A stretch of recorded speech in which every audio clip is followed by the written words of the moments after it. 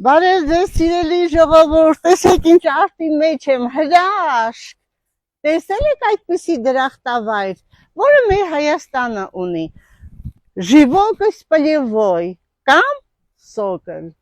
իհարկե այն շատ առողջարար է և յուրաքանչյուր անձնավորություն, նույնիսկ անգամ քանի որ դեղաբույսերի և ժողովրդական բժշկության համար շատ պիտանի, այն ցանում են, հանձնում են, որպեսզի դեղաբույսեր ունենանք մենք տարին 12 ամիս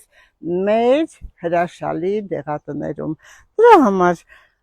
այսօր առաջարկելու եմ մի բաղադրություն, որը չափից լավ է, որը արտակարգ է, նույնիսկ անգամ թեյերի տեսքով օգտագործելու համար վերցնում ենք տերևները, ծաղիկները և այսպես ընդհանրապես գնում ենք 3 հատիկ 200 գրամ ջրի մեջ եռացող և այն խմում ենք 20 րոպեից հետո, որպեսզի թրմվի։ Տեսնում եք, ինչպիսի դրախտավայր, մեզ օգնության են եկել, պահպանում են և շները, և իհարկե ձին։ Տղա ջան, ինչպես ես։ Դու էստեղ ես ապրում, ներքև ես ապրում, իսկ ձին այս ծաղիկը ուտում է ծաղկաբույսը, ոչ, չի ուտում, չգիտի, սիրելի իմ ժողովուրդ, իսկ մենք գիտենք, թեյի տեսքով ամեն առավոտյան 10 օր, ընդամենը 4 հատ այսպիսի ծաղիկ, եթե թարմ է, իսկ եթե չորացած է, ապա 1 թեյի գդալ, 1 բաժակ եռացող ջրի մեջ, թողնում ենք ընդամենը 200 գրամը 5-10 րոպե թրմվելուց հետո, կամ կարող եք նույնիսկ թողնել 20 րոպե և որպես թեյ օգտագործել,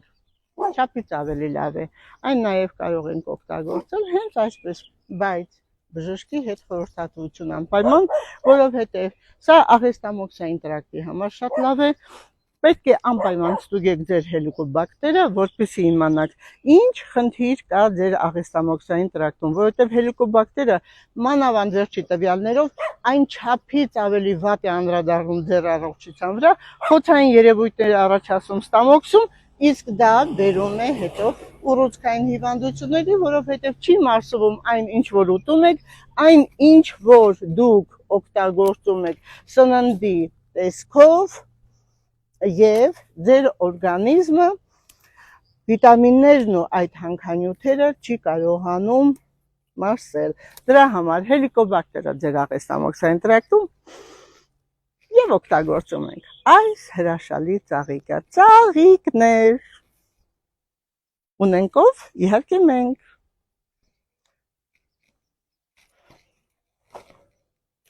Հրացինք։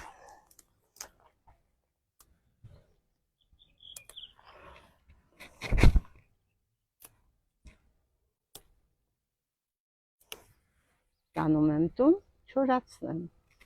դուք էլ արեք։